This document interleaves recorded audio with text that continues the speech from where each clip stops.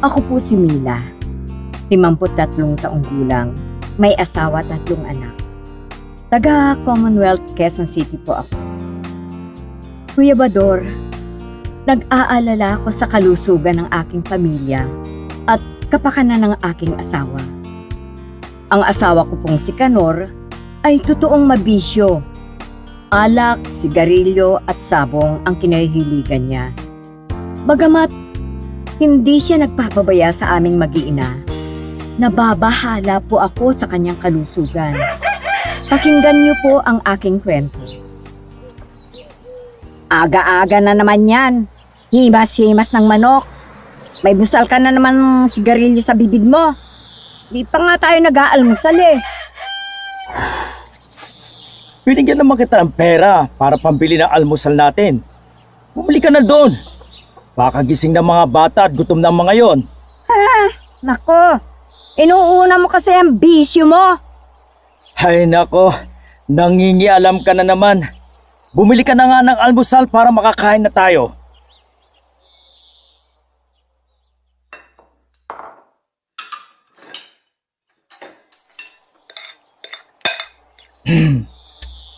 Pagkatapos natin kumain, mamimili ako ng mga materyales. Mila, ang obligasyon mo mga bata, maliliit pa yan.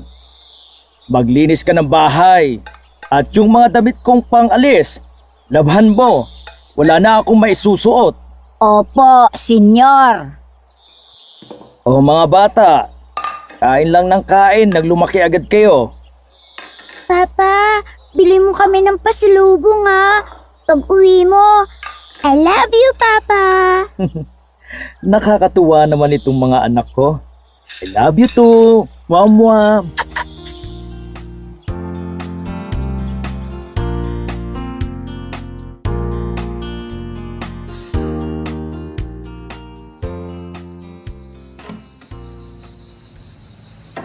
Mila!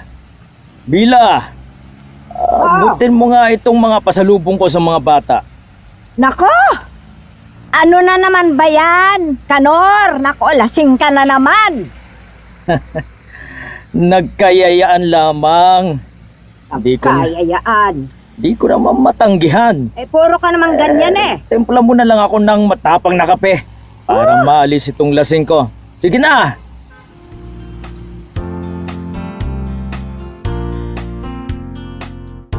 Kuya Bador, yan po ang pinoproblema ko sa kasalukuyan. Laging ganyan ang pinagtatalunan naming mag-asawa. Sana po mapayuhan niyo po ako. Lubos na nagpapasalamat at umaasa. Mila ng Commonwealth, Quezon City.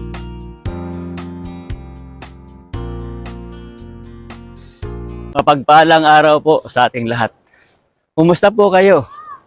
Narinig natin ang naging sitwasyon sa pangalang Mila na humihingi ng payo sa atin. Para rin sa mga may mga ganitong suliranin, may hugot lines na ang sarap magmahal ng tao na ang tanging bisyo ay ako.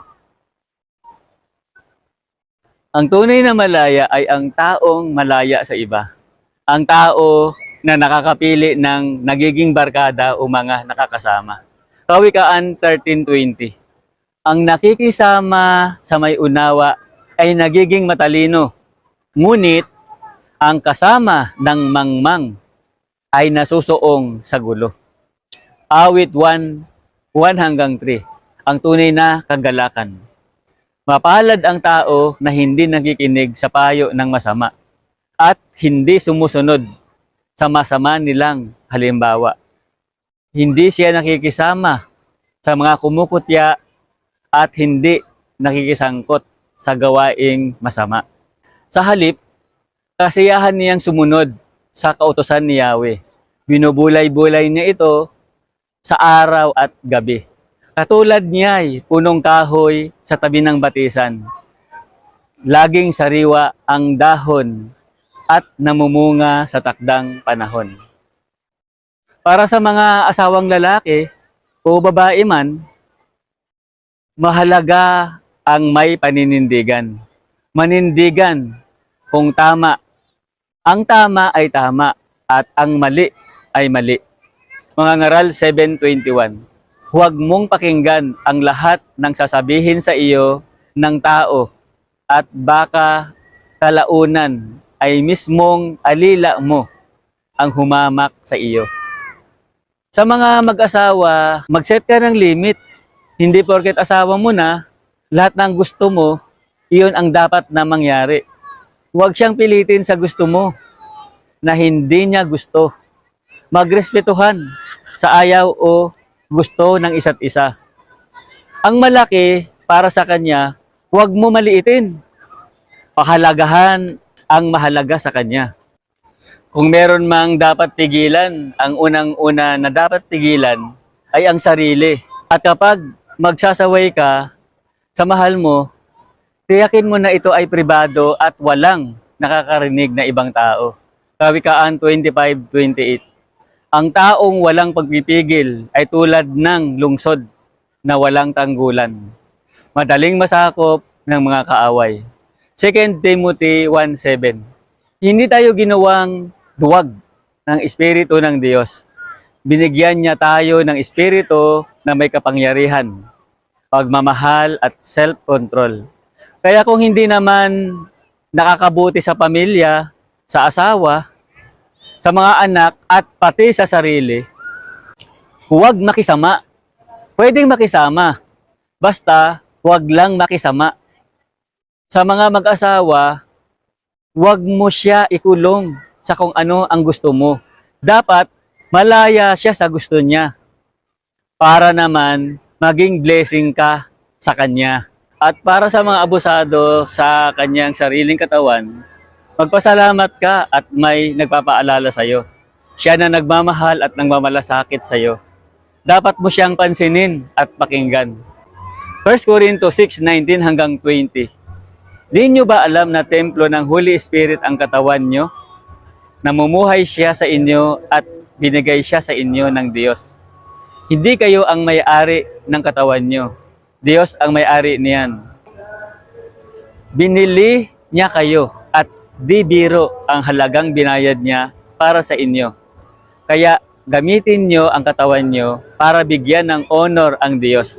Ang taong nalulung sa masamang bisyo ay taong malungkot, nawala ng pag-asa, diskontento sa buhay kapag disconnected sa Diyos. Pahalagahan ang binigay na buhay dahil ang buhay ay regalo para mag-enjoy. Habang may buhay, may pag-asa. At ang ating pag-asa ay ang pag-asa kay Kristo. Halika, manalangin tayo. Sumabay ka sa panalangin at magpasya na tanggapin si Kristo na ating tagapagligtas. Panginoong Hesus, inaamin kong ako'y makasalanan at nangangailangan ng iyong patawad. Naniniwala akong namatay ka para sa aking mga kasalanan. Inaanyayahan kita ngayong pumasok sa aking puso at buhay. Nananalig ako sa iyo bilang aking tagapagligtas at nangangakong susunod sa iyo bilang Panginoon ng aking buhay.